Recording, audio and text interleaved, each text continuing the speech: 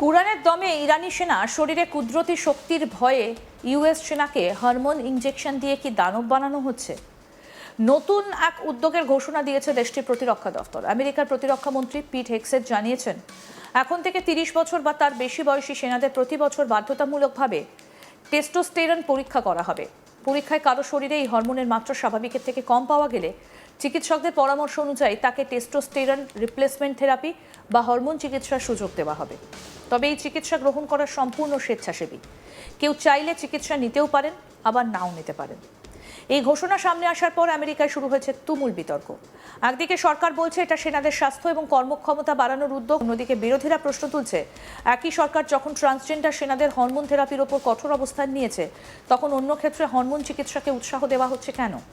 তবে রাজনৈতিক বিতর্কের বাইরে আরও একটা প্রশ্ন সাধারণ মানুষের মনে ঘুরপাক খাচ্ছে। টেস্টোস্টেরন ইনজেকশন কি সত্যিই একজন মানুষকে অসাধারণ শক্তিশালী করে দিতে পারে?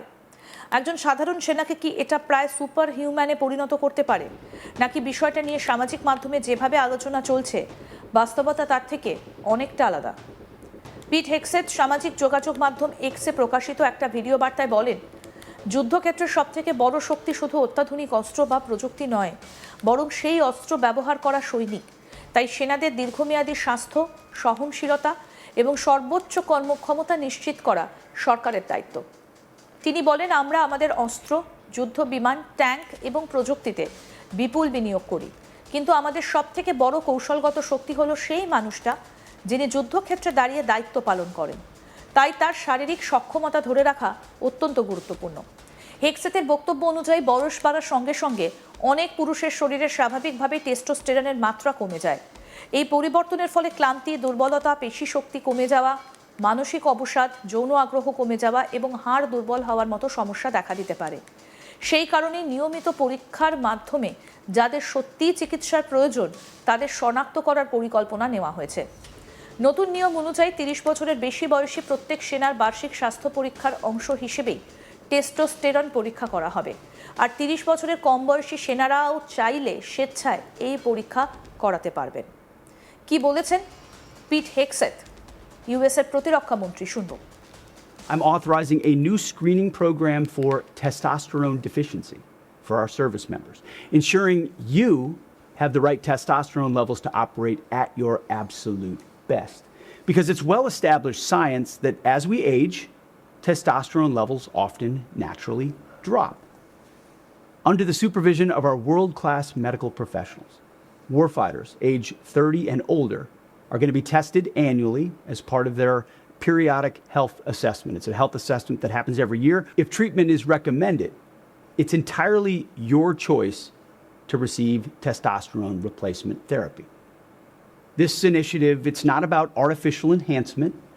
It's about restoring and optimizing your natural capabilities, protecting your longevity, and ensuring you have the biological foundation required to sustain the fight. এই ঘোষণার কয়েক সপ্তাহ আগে আমেরিকার স্বাস্থ্য এবং মানব সেবা বিভাগও টেস্টোস্টেরন রিপ্লেসমেন্ট থেরাপি নিয়ে কিছু বিধিনিষেধ শিথিল করার পরিকল্পনার কথা জানায়। বিশেষ করে বয়সজনিত কারণে যাদের শরীরে টেস্টোস্টেরনের মাত্রা কমে যায় তাদের চিকিৎসা আরও সহজ করার বিষয়টা বিবেচনা করা হচ্ছে।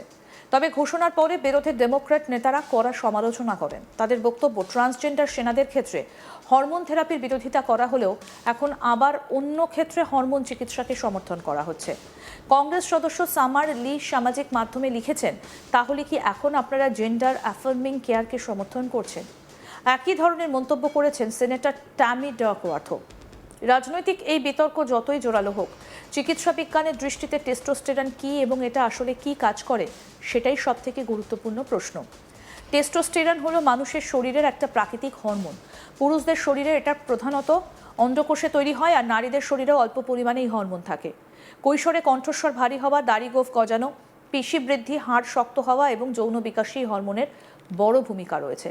বয়স বাড়ার সঙ্গে সঙ্গে স্বাভাবিকভাবেই অনেক পুরুষের শরীরে টেস্টোস্টেরনের মাত্রা ধীরে ধীরে কমতে শুরু করে। তবে সবার ক্ষেত্রে এই পরিবর্তন সমান হয় না। অনেকেই কোনো সমস্যা অনুভব করেন না, আবার কারো ক্ষেত্রে শারীরিক এবং মানসিক নানা উপসর্গ দেখা দিতে পারে। যাদের শরীরে চিকিৎসাগতভাবে টেস্টোস্টেরনের ঘাটতি ধরা পড়ে তাদের জন্য চিকিৎসকের পরামর্শে টেস্টোস্টেরন ইনজেকশন বা অন্য ধরনের হরমোন থেরাপি দেওয়া হয়। এর ফলে কয়েক সপ্তাহ বা কয়েক মাসের মধ্যে ধীরে ধীরে কিছু ইতিবাচক পরিবর্তন দেখা যেতে পারে। যেমন পেশি শক্তি কিছুটা বাড়তে পারে, শরীরচর্চার পর দ্রুত সুস্থ হওয়া সহজ হতে পারে, হাড়ের ঘনত্ব বাড়তে পারে, যৌন আগ্রহ ফিরে আসতে পারে, ক্লান্তি কমতে পারে এবং অনেকের মানসিক অবস্থারও উন্নতি হতে পারে। যাদের সত্যি হরমোনের ঘাটতি রয়েছে তাদের জন্য এই চিকিৎসা জীবনযাত্রার মান উল্লেখযোগ্যভাবে উন্নত করতে পারে। কিন্তু এখানেই একটা বড় ভুল ধারণা রয়েছে। অনেকে মনে করেন টেস্টোস্টেরন ইনজেকশন নিলেই মানুষ মুহূর্তের মধ্যে অস্বাভাবিক শক্তিশালী হয়ে যায়।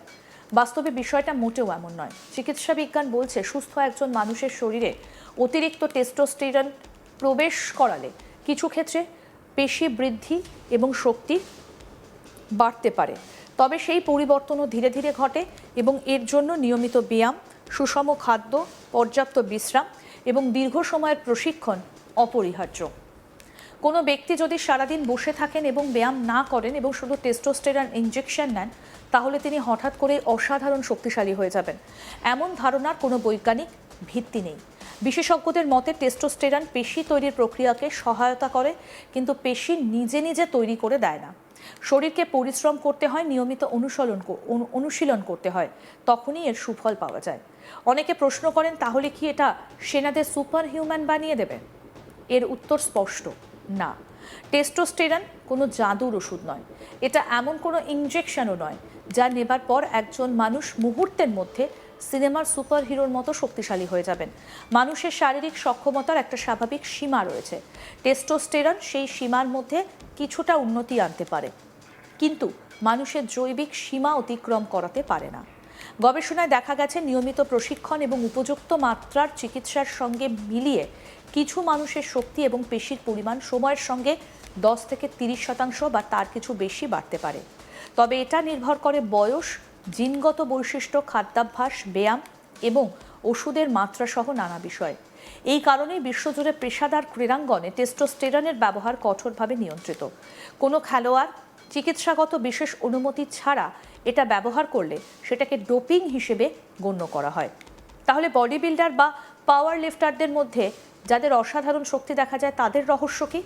বিশেষজ্ঞদের মতে সেখানে শুধু চিকিৎসাগত মাত্রার টেস্টোস্টেরন নয়, অনেক ক্ষেত্রে বিভিন্ন ধরনের অ্যানাবলিক স্টেরয়েড, অন্যান্য কর্মক্ষমতাবর্ধক ওষুধ, বছরের পর বছর কঠোর অনুশীলন, নিয়ন্ত্রিত খাদ্যাভ্যাস এবং জিনগত সুবিধে একসঙ্গে কাজ করে। তাই শুধু টেস্টোস্টেরন ইনজেকশন দিয়ে সেই পর্যায়ের শক্তি অর্জন সম্ভব নয়, বরং চিকিৎসকের পরামর্শ ছাড়া টেস্টোস্টেরন ব্যবহার করলে গুরুতর ঝুঁকিও তৈরি হতে পারে। দীর্ঘদিন অপ্রয়োজনীয়ভাবে টেস্টোস্টেরন নিলে শরীর নিজের স্বাভাবিক টেস্টোস্টেরন উৎপাদন কমিয়ে দিতে পারে, ফলে বন্ধ্যাত্ব দেখা দিতে পারে। আরও আপডেট পেতে দেখতে থাকুন আজ তাক বাংলা, সাবস্ক্রাইব করুন।